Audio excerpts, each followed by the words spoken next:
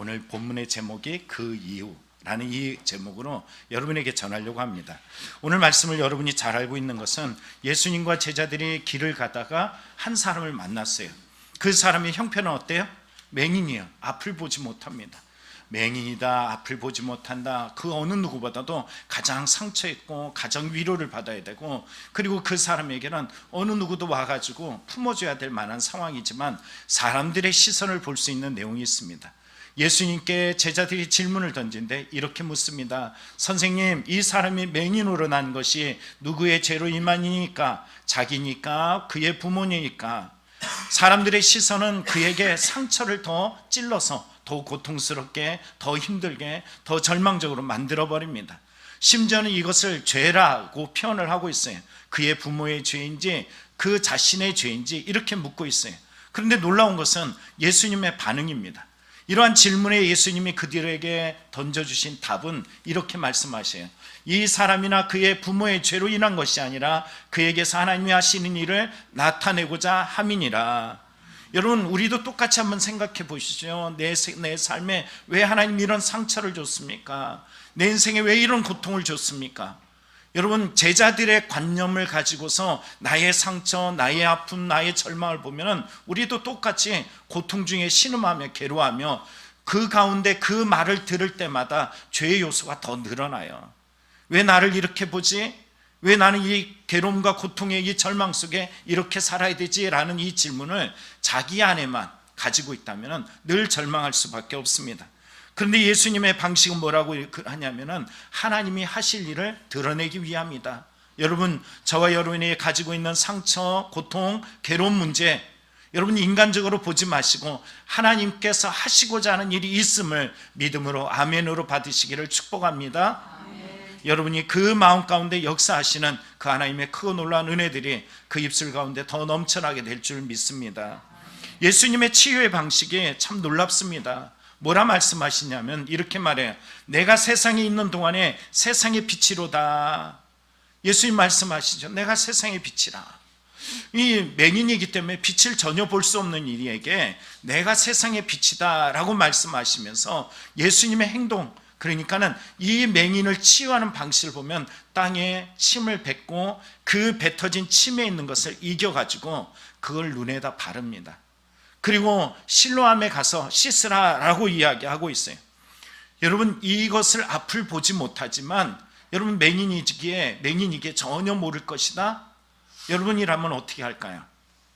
여러분이 상처 가득하고 사람들이 야, 저 사람 누구의 죄일까? 저의 죄일까? 이런 시선 속에 살아가는 가운데 있을 때 예수님께서 찾아오셔가지고 침을 뱉고 그걸 막 이겨가지고 우리의 눈에다 발라. 그리고서 말도 안 되게 가보지도 않은 곳, 볼 수도 없어서 어디로 가야 될지 모르는 그 사람에게 야, 실로암에 가서 씻어. 이렇게 말한다면 여러분 갈까요? 안 갈까요? 갈까요? 안 갈까요?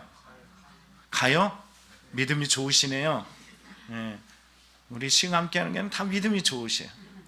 그런데 성경 속에 한번 다시 기억해 보십시오. 이 사람 뭐가 많아요? 상처가 많은 사람이에요. 상처 많은 사람에게 참 여러분 말하기가 어렵습니다. 힘듭니다. 까칠하고 불편한 마음이 있어요. 아마 내 마음속에 상처 있는 자에게 어떤 말을 딱 던져보시죠. 그게 침을 탁 뱉어가지고 이걸 짓이겨가지고 눈에다 바르고 그리고 가보지 못한 곳에 가라. 어디로 가야 될지 알 수도 없는 실로암에 가라. 이렇게 이야기하면 우리의 마음이 어떨까요? 여러분, 이 순종할 수 있는 이 사람, 왜 이것에 대해서 순종했을까? 여러분은 왜 순종하고 있는 걸까요? 왜 가겠다라고 말하는 걸까요? 제가 우리 교회에 수많은 어려움, 아픈 사람, 힘겨운 사람들, 이런 사람들을 맞이해 봤어요. 한 1000명도 넘을 겁니다. 돈 좀 주십시오. 라면 좀 끓여 주십시오. 밥 좀 차려 주십시오. 수많은 사람들이 와요. 차비 좀 주십시오. 길을 잃어버렸습니다. 아니, 옷 좀 주십시오. 여 밑에 내려가서 짜장면집에서 짜장면 좀 사주시면 안 될까요?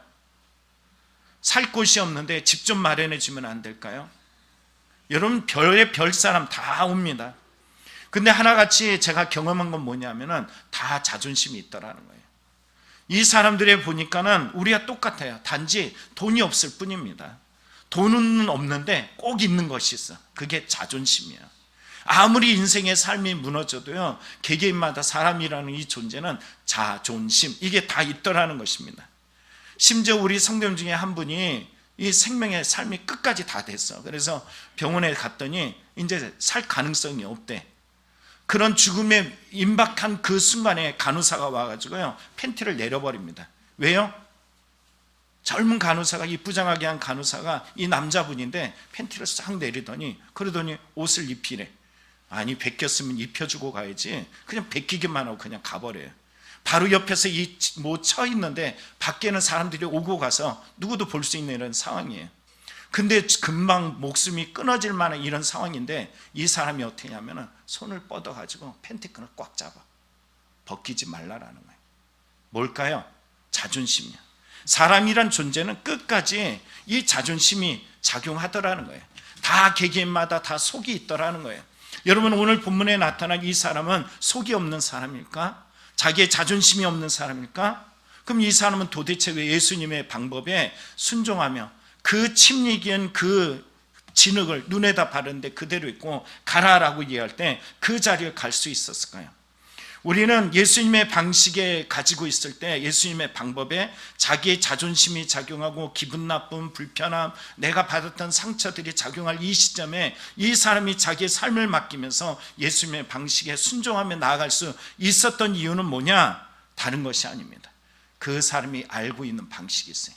세상 사람들은 나에게 상처를 주고 고난을 주고 어려움을 주고 문제를 주고 나에게 도리어 위로하기보다는 이러한 고통과 괴로움에 몰아갈지라도 나의 인생이 이 끝에서 나를 분명히 치료해 줄 수 있는 한 대상자가 있어요. 바로 이것을 우리는 선지식이라고 이야기합니다. 자기만의 지식이 있습니다. 어떤 지식일까? 성경이 이렇게 말합니다. 창세 이후로 맹인으로 난 자의 눈을 뜨게 했다함을 듣지 못하였으니 이 사람이 하나님께로부터 오지 아니했으면 아무 일도 할 수 없으리이다. 무슨 말일까요? 예수님은 메시아다. 메시아가 아니고서는 절대로 내 눈을 뜨게 할 자는 없다라는 선지식입니다. 자기 인생의 이 상처, 이 고통, 이 괴로움, 이 문제들은 예수님이 아니고서는 절대, 메시아가 아니고서는 아무도 내 고통을, 이 문제를 해결할 리는 없다라는 것이에요. 오늘 이 사람의 행동 요소 속에는 뭐가 있냐면 자기의 그 속없는 마음이 아니라 순종하는 마음, 끝까지 그 방법에 의지하면서 따라갈 수 있는 힘은 어디로부터 와요? 하나님의 방법, 메시아가 원하시는 뜻대로 순종할 수 있는 힘이 여기로부터 나타난다는 것입니다. 자, 요한복음 9장 3절에 이렇게 말합니다. 세상 사람들은 말하죠. 그의 부모니까 저의 죄입니까? 그러나 예수님 말하기를 그에게서 하나님이 하시는 일을 나타내고자 하심이라. 하나님이 하시는 일이 있대요. 예수님이 또한 던져주신 말씀 중에 이 말씀하세요. 내가 세상의 빛이다. 여러분 뭐라고 말씀하세요? 내가 세상의 빛이야. 내가 세상의 빛이야. 사람들은 이 예수님이 예수님 되심을 알지 못하면 상처받은 자는 어떻다고요? 자아가 강하게 작용할 때예요. 왜? 기분 나쁘거든요. 내가 가지고 있는 방법, 내가 가지고 있는 생각, 내가 원하는 방식이 아니면은 거기에 우리는 나도 모르게 혈기가 작용합니다.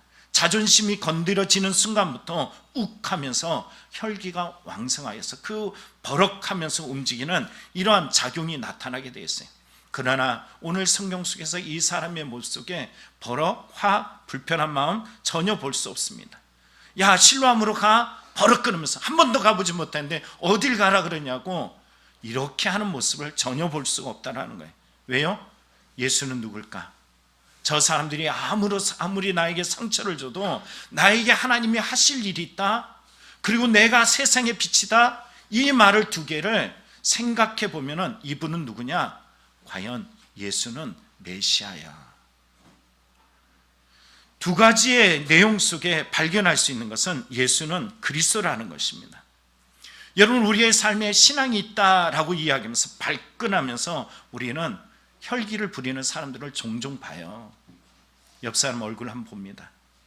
옆 사람 얼굴 보세요. 당신 아니지?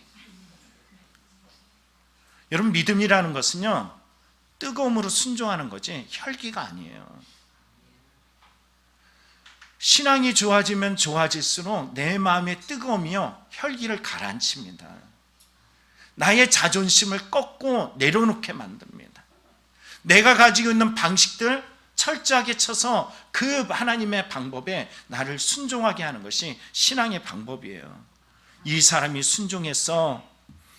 그리고 놀라운 것은 순종하니까 어떤 일이 있어요? 눈이 떠졌다라는 거죠.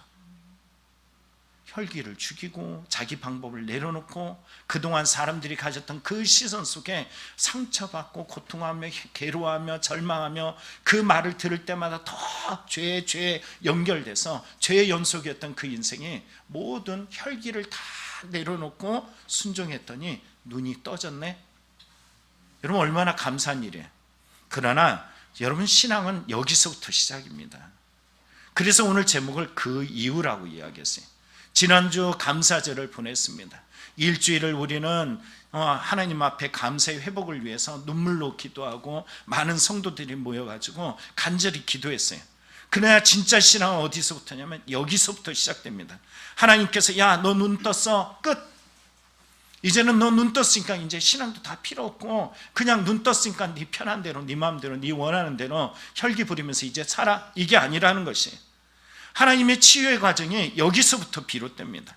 여러분들이 지금 이 자리에 고통하는 순간부터 이미 시작됐지만 여러분이 감사하겠습니다, 은혜 받았습니다, 새롭게 믿음으로 살겠습니다 라고 결단하는 그 순간부터 진짜 신앙은 여기로부터 시작됩니다. 여러분이 그토록 바라고 원하였던 어떤 문제가 해결되는 그 시점부터 나의 신앙은 다시 한번 시작되는 시점이 됩니다. 진짜 믿음이냐 가짜 믿음이냐, 여기부터 진짜 믿음을 향해서 하나님의 계획하신 일들이 진행되는 것이에요. 오늘 여러분의 상처, 여러분이 원하는 것들로부터 치유되고 고침받고 원하는 것을 얻었어요. 물질이든 건강이든 아니면 여러분이 원하는 그 어떤 요소든 얻었다. 그러면은 빛이신 예수를 진짜 고백하며 만나야 될 시점이 여기인 줄 믿습니다. 그런데 예수를 만난 순간부터 어떻게 해요? 은혜가 있는 곳에 죄가 더한다라고 이야기는 했지만 우리의 삶에 은혜가 있는 순간부터 우리에게 고통이 있습니다. 어려움이 있어요. 문제가 있어요. 왜 나에게 이런 고통, 왜 이런 문제들, 이런 것들이 일어날까? 그런데 여러분, 그럴 때마다 공격할 때마다 내 마음이 어떤 마음이 있냐면은 질문 앞에서요. 내가 신앙을 계속 지켜야 되는 거 맞아? 내가 두 눈을 뜨고 내가 이렇게 좀 더 좋아졌다고 하는데 왜 삶이라는 것이 이렇게 고통스럽고 어렵지? 상혁아, 그치? 전역하고 나니까는 다 좋을 것 같은데 뭐 달라진 게 별로 없네? 나의 삶에 원하는 것들이 있어요. 근데 그걸 딱 얻는 순간부터 인생이라는 것이 더 어려워요. 왜 믿음이라는 것도 왜 똑같을까? 오늘 본문에 보면은 이렇게 두 눈을 뜬 사람에게 일이 생기기 시작합니다. 어떤 일이? 자, 이제 맹인되었던 그 사람에게 이 바리새인들, 그러니까 이 대적자들이 나타나 가지고요 이렇게 물어요. 너는 그를 어떠한 사람이라 하느냐? 여러분, 그는 어떠한 사람이라 하느냐? 이 질문이 얼마나 힘들고 어려운 질문인지 아세요? 지금 이 사람이 이러한 질문 앞에 섰다라는 것은 얼마나 고통스러운 순간에 놓이게 되었는지 보여주는 대목이 있습니다. 그의 부모를 부릅니다. 그리고선 물어요. 야, 이렇게 물어죠. 지금 이 아들이 너 아들 맞지? 어떻게 눈 뜨게 됐어? 이렇게 물었어요. 근데 성경은 이 질문을 그냥 단순한 질문이 아닌 것을 보여주고 있습니다. 어떤 질문일까? 성경은 이렇게 말해요. 그 부모가 대답하여 이르되 이 사람이 우리 아들인 것과 맹인으로 난 것을 아나이다. 실제죠? 그리고 말합니다. 21절에 그러나 지금 어떻게 해서 보는지 또는 누가 그 눈을 뜨게 했는지 우리는 알지 못하나이다. 그에게서 물어보소서. 그가 장상하였으니 자기를 말하리이다. 부모가 진짜 몰랐을까? 성경은 진짜 몰랐다고 얘기하지 않아요. 22절의 내용을 보면요 부모가 알고 있어요. 그 눈을 뜨게 한 이가 누군지 알고 있고 그가 왜 눈을 뜨게 했다는 이 자체만으로도 그가 누구인지 분명한 믿음이 있다는 거예요. 그런데 불구하고 22절에 이렇게 말하죠. 그 부모가 이렇게 말한 것은 이미 유대인들이 누구든지 예수를 그리스도로 시인하는 자는 뭐 하겠다? 출교하겠다. 이 말을 들었다는 것이에요. 이 출교한다라는 말은 어떤 말일까요? 오늘 본문에 말한 출교한다는 이 말은 엄청 힘들고 어려운 일입니다. 제가 조금 이따가 한 번 더 이야기하겠지만 이 부모는 이런 출교하겠어, 예수를 그리스도라고 인정하는 사람이 있으면 출교하겠어, 이 말을 듣고서 다음 절의 반응이 이렇게 말해요. 그가 장성했으니 그에게 물어보소서. 내 아들인데 그를 변론해 주지 않아요. 그에게 도움이 될 만한 어떤 말들을 전혀 하지 않습니다. 부모가 말하죠. 제 장성했잖아, 다 컸으니까는 저에게 물어보시죠. 여러분, 내 자식이 아무리 커도 부모 입장에서 어떻게 해요? 예전에 살인사건이 났는데 자식이 부모를 죽였어. 부모를 죽였는데 이 부모의 그 부검을 하다가 이놈이 잡혔어요. 엄마의 입안에서 발견된 게 있어요. 위에서 뭐가 발견됐을까요? 자기를 죽인 놈의 손톱이 발견됐어요. 그 손톱이 누구 거일까요? 아들놈 거였어요. 아들이 자기 엄마를 죽이는데 엄마는 죽어지는 그 순간에 자기 아들이 혹시나 잡혀가면 어떡하지 그러면서 그 손톱을 주워가지고 입에다 넣고 삼킵니다. 아무리 자기가 자식이 커도 어떻게 해요? 그 나쁜 짓을 해도 어떻게 해요? 보호해주고 변호해주고 그 자식을 보호해주고 싶은 것이 부모의 마음이에요. 그런데 지금 이 입장에서 얼마나 고통스럽고 얼마나 힘들고 얼마나 괴로운 일인지, 출교라는 것이 도대체 뭐기에 그 엄마는 뭐라 그래? 그가 장성하였으니 그에게 물어보소서 회피하고 있습니다.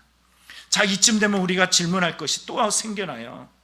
여러분, 이게 험악한 분위기를 느낄 수 있어요?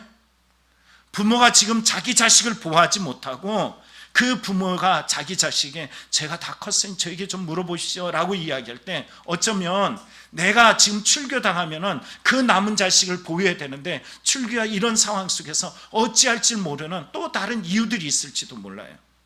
근데 이런 상황 속에서 저가 다 컸으니 그에게 물어보십시오 라고 이야기한 이때 여러분, 지금 강요되어지는 것은 뭘까요?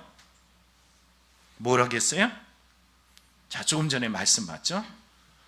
여기에 이렇게 나오죠. 이미 유대인들이 누구든지 예수를 그리스도로 시인하는 자는 뭐한다? 출교한다. 출교당할까 봐 이 두려운 마음 속에 있는 뭔가에 압도되어지는 그 고통의 시간이 있어요. 너 뭐 하지 마? 예수를 그리스도라고 시인하지 마. 너 이 고난 앞에서, 이 힘겨움 앞에서, 이 절망 앞에서, 이 두려움 앞에서 너 예수를 그리스도라고 고백하지 마. 네가 가지고 있는 믿음, 네가 가지고 있는 신앙 거부해, 거절해, 외면해. 이제는 예수의 신앙 아니야. 그 필요 없잖아. 너 이렇게 힘들고 어렵고 괴로운데 그 예수의 신앙이 너에게 어떤 도움이 돼? 이 말이에요. 그리고서는 그 맹인이었던 사람에게도 똑같이 묻습니다. 이렇게 말하죠. 두 번째 불러 이르되 너는 하나님께 영광을 돌리라. 우리는 이 사람이 누굴까요? 예수님이에요. 죄인 줄 아나. 그는 그리스도가 아니야, 메시아가 아니야. 이렇게 말해요. 출교라는 것이 도대체 뭐길래? 제가 사전적 의미들을 막 찾아보다 보니까 27절에 이 출교라는 것은 유대 공동체 내에서는요 추방당하는 거예요. 우리가 가지고 있는 기본적인 것들 있죠. 어떤 매매, 돈벌이나 이런 것들도 직장에서 쫓겨나고, 그리고 오늘날로 이야기하면 네가 가지고 있는 모든 혜택들이 다 단절되는 거예요. 교제하는 거 불법. 야, 너 시민으로서 어떤 아파, 병원에 가야 돼? 그것도 불법. 모든 것이 다 처단되는 거예요. 차단되는 거예요. 이런 가운데서 여러분, 이거를 당시 시대 사람들은 이걸 저주로 인식했다는 거예요. 모든 것으로부터 단절되는 이 고통, 이 괴로움이 얼마나 무시무시하길래 이 부모들은 내가 단절되고 내가 끊어지면 안 돼, 안 돼. 그러면 어떻게 이런 예수를 그리스도라고 고백하는 걸로 말미암아서 이런 무시무시한 일들이 이루어질 수 있을까? 우리에겐 그런 일들이 절대 없을 겁니다. 아니요. 여러분, 가장 가까운 우리 민족 있잖아요. 한민족으로 북한에 가서 여러분 그곳에 가가지고 말해 보시죠. 나 그리스도인입니다. 한마디만 해보십시오. 어떻게 돼요? 공개 총살당해요. 공개 총살. 나 예수 믿고 있습니다. 나 오늘 교회 가서 예배 드리고 왔어요. 이렇게 얘기해봐요. 뭐라고 얘기하겠어요? 이 에미나이 너 죽어야 되겠다. 이렇게 할 겁니다 아마. 여러분, 중요한 게 뭐예요? 도대체 예수를 믿는 게 뭐길래 왜 이 세력들, 세상의 이 권세들은 어떻게 예수를 믿는 것에 대해서 어떻게 해서 차단하려고 이러는 걸까요? 궁극적으로 그들의 목적은 뭐예요? 예수 그리스도를 부인하게 하는 것입니다. 여러분의 인생도 똑같아요. 조금 고난이 있어 보십시오. 문제가 있어 보십시오. 그리고 한 번만 살려주십시오 했을 때 하나님이 그 문제를 해결해 주셨어. 그리고 오늘 나의 문제 해결되지 있는 이 아픈 고통 괴로움을 조금 이겨나갈 만한 힘을 주셨어. 그리고 숨이 좀 쉬어지네. 그러면 맞닥뜨리는 것이 뭐냐면, 야, 예수를 부인해. 예수를 거절해. 예수가 밥 먹여줘? 하면서 우리의 삶의 주위에 와가지고 우리를 흔들어 놓는 이런 고난과 어려움들이 있습니다. 이 고난들이 어디에 있을까요? 멀리 있을까요? 가까이에 있을까요? 가까이 있습니다. 정말 가까이 있어요. 제가 외국의 한 상담 프로그램을 이렇게 영상을 보고서 하나 깨달은 것이 있어요. 영상의 내용을 보면은 제 나름대로 이렇게 해석한 거예요. 내담자가 상담자에게 그래요. 세상에서 힘들고 어려운데 교회 와서 예배를 드리고 그리고서 교회 공동체가 됐는데 알고 보니까 여기도 똑같은 사람들, 그러니까 상처 입은 사람들이 나를 또 상처를 주고, 그리고 내 주위에 있는 사람들이 나를 아프게 하고 어렵게 하는 일들이 교회 내에서도 똑같이 있네요. 이렇게 이야기를 해요. 그랬더니 이 상담자가 뭐라고 이야기하냐면, 교회는 병원과 같습니다. 병원에 가면 다 치유된 사람이 있는 것이 아니에요. 병원에 가면 아픈 사람, 어려운 사람, 문제 있는 사람이 오죠. 교회도 마찬가지입니다. 천국을 향해서 가기 위해서 영적 병원이 교회입니다. 이곳에서 수혈을 하고 수술을 하고 주사를 맞는 것처럼 상처를 통해서 바로 하나님께서 뭘 하시냐면 당신을 온전한 사람으로 회복하기 위한 하나님의 수술을 하는 방법이에요. 이렇게 얘기하더라고요. 그래서 여러분이 교회 내에서 누군가 나를 찌르고 힘들고 하고 괴롭게 한다. 아, 내가 오늘 주사 한 방 맞았네. 하나님께서 나를 수술하고 계시네. 이렇게 생각해 보라는 것이. 그래서 천국 백성으로 하나님께서 온전하게 하기 원하시는 당신의 방법이라는 것입니다. 그래서 우리의 이러한 믿음이 우리에게 필요하다는 거예요. 성경도 한번 가만히 보시죠. 아브라함이 믿음을 가졌어. 본토 친척 아비집을 떠나서 하나님이 지시할 땅으로 나아갔어요. 갔더니 여러분, 이 사람이 정말 믿음이 있는 사람일까라는 질문을 던질 만큼 참 힘들고 어려운 삶의 상황이 펼쳐지잖아요. 기근도 생기고 가서 아내를 지키려고 거짓말도 해야 되고, 하나님의 때에 언제인지 몰라서 아들을 뭐라 그래요? 아닌가 봐, 하나님이 주시겠다는 그 약속이 잘못된 건가 봐, 이렇게 말하기도 하고, 고작 겨우 낳았던 아들도 하나님께서 말씀하시기를, 야, 내가 지시한 땅으로 가서 바쳐? 아니, 뭐 이런 하나님이 다 있어 라고 이야기했지만, 이 시점을 다 전적으로 하나님께 맡기고 그 아들을 하나님 앞에 올려드릴 때, 여러분, 하나님 뭐라 그래요? 아브라함아, 아브라함아, 네 칼을 걷어라. 이제야 네가 나를 경외하는 줄 내가 알았노라. 여러분, 여호와 이레를 만나는 시점이 바로 그 고통 속에서 여호와 이레의 하나님을 경험하게 됩니다. 여러분, 요셉도 한번 생각해 보시죠. 요셉이 꿈꾸는 자죠. 벌써 꿈꾸면 안 돼요. 요셉이 꿈꾸는 사람이란 말이에요. 이 꿈을 누가 주셨어요? 여러분, 지금 꿈도 여러분이 하나님이 주신 꿈 아니죠? 눈을 딱 뜨시고, 자, 이 꿈을 받음을 통해서 어떤 일이 있어요? 고난이 있어, 고통이 있어, 괴로움이 있어, 문제가 있어. 도리어 이 노예로 팔려가고 또 감옥에 누명을 쓰고 총리가 되어서 끝. 성경이 이르지 않습니다. 총리가 된 것이 꿈의 완성인 줄 알았더니 아니에요. 도리어 그의 마음속에 불릴 듯 일어나는 고통의 순간들이 자꾸 있으니까는 자기의 그 지난 날들을 기억하면서 아들의 이름을 므낫세, 잊어버려. 그 상처, 그 고통 잊어버리려고 몸부림치는데 잊혀지지가 않아. 갑자기 어느 날 보니까는 그 상처의 이유였던 형들이 눈앞에 떡 나타났어요. 그런데 여러분, 그의 고백이 이런 고백으로 바뀌죠. 당신이 나를 보냈다 하러서 슬퍼하지 마소. 나를 보내신 이가 누구라고요? 하나님이십니다. 하나님이 우리를 구원하기 위해서 나를 먼저 보내셨습니다. 고난의 이유를 새롭게 해석하고 나아가는 것을 보게 됩니다. 다윗도 마찬가지입니다. 겉으로 자기보다 훨씬 훌륭한 형들이 있어. 아무리 봐도 형들보다 못한 다윗이, 사무엘이 말하자는, 와, 과연 기름 부을 자가 여기 있다 라고 감탄할 정도인데, 가족 중에 버림받은 한 아들을 딱 불러들여갖고 내가 보는 것은 중심이야 그래서 기름을 부어줬어. 얼마나 신나는 일이에요. 그렇죠? 하나님이 나를 선택해 주신 거 얼마나 신나는 일이에요. 옆 사람에게도 한번 얘기해 봅시다. 하나님이 나를 선택해 주신 게 얼마나 신나는 일이에요. 아이고, 하나도 안 신나네. 하나님이 나를 불러준 게 얼마나 신나는 일이에요. 얼마나 기쁜 일입니까? 아멘도 안 해요. 얼마나 감사한 일입니까? 아니에요? 주님이 나를 불러주신 게 얼마나 기쁘고 감사한 일이에요. 그런데 거기서 끝이야. 그 다음부터 여러분 어떻게 해요? 다윗이 나아가지고 전쟁에 승리한 것 같은데 그게 아니에요. 도리어 시기를 받고 질투를 받아가지고요, 그에게 고통의 순간이 10년 이상, 온 군대를 다 이끌고 와가지고 죽이려는 사울의 칼을 피해서 이곳저곳 도망가고 가는 곳곳마다 쑥대밭이 나고 미친 척을 해야지 겨우 살아가는 비통한 인생을 겪게 됩니다.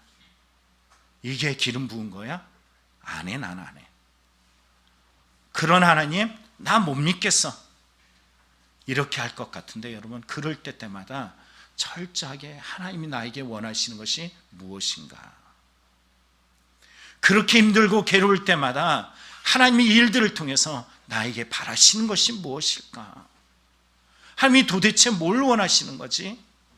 이 믿음의 질문으로 나아가서 결국은 어떻게 돼요? 오늘도 이스라엘에 가면은 이 국기가, 걔네들 이스라엘의 국기가 휘날릴 때 여기에 별이 그려져 있어요. 이 별의 이름이 뭐예요? 다윗별이라고 이야기해요. 가장 강력한 하나님의 믿음의 백성을 이뤘던 그때 그들이 원하는 것이 바로 그 시대. 근데 이 다윗별이 원하는 것은 그런 세상의 강력함이 아닙니다. 믿음의 강력함이에요. 하나님이 우리에게 원하는 것은 믿음의 강력함입니다. 맹인이 맹인에서 눈을 떠서 정상인이 된 것, 보통 사람이 된 것, 이것이 하나님이 그에게 원하는 것이 아니에요.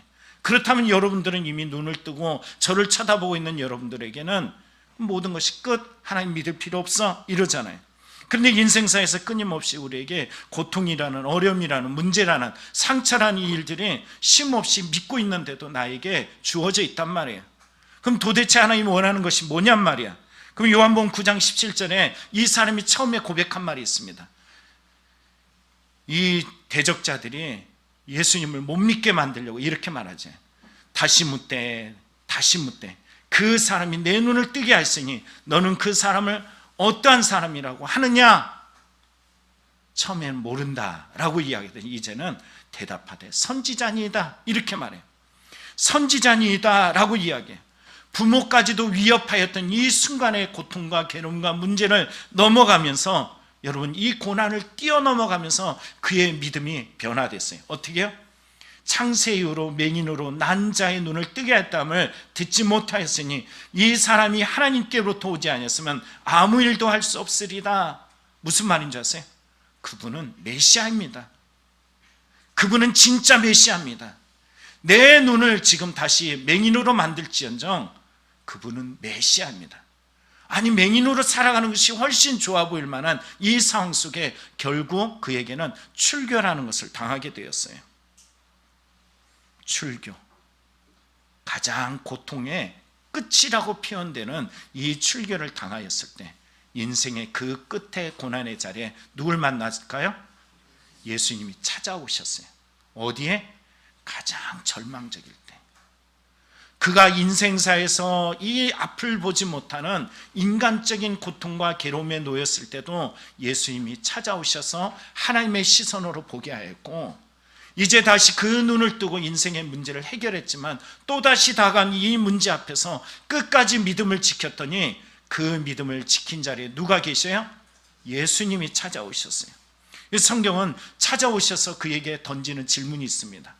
뭐라고 합니까? 내가 인자를 믿느냐? 인자는 메시아를 표현하는 거예요. 하나님의 아들 그분을 믿느냐? 내가 바로 그인데 네가 나 예수를 믿느냐? 이렇게 질문을 던졌어요. 지금 어떤 상황이에요? 눈 떴는데 눈을 뜬 것보다도 차라리 이전에 맹인으로 사는 것이 훨씬 나을 만한 삶의 환경이 주어졌단 말이에요. 쫓겨났단 말이에요. 그 부모조차도 자기 자식을 자식이라고 변론해 주지 못하는 이런 상황에 이 아들이 쫓겨났어. 단절됐어. 인생의 가장 끝 고통의 괴로움의 문제에 놓이게 되었어. 그런데 예수님이 찾아오셔서 던지는 말씀 뭐예요? 나를 믿니? 예수님이 던지는 질문, 나를 믿니? 그 사람이 뭐라 그럴게요? 이렇게 말합니다. 주여, 내가 믿나이다. 여러분, 우리에게 제일 중요한 것은 뭘까요? 내가 믿나이다. 도대체 우리는 믿는다라는 말은 뭘까요? 우리는 감사한다라는 말은 뭘까요? 우리의 원하는 바람의 기준은 어디에 있을까요? 내 기준에서는 항상 슬프고, 내 기준에서는 항상 불편하고, 내 기준에서는 항상 원망되고, 내 기준에 의하면 세상살이는 행복하지 못하고 항상 저주받은 인생 같아 보일지 모릅니다. 이것을 바꿀 수 있는 힘은 다른 곳에 있지 않아요. 진짜 믿음이에요. 진짜 믿음이 내 안에 들어오면은 이제는 세상이 어떻든 상관없어. 왜?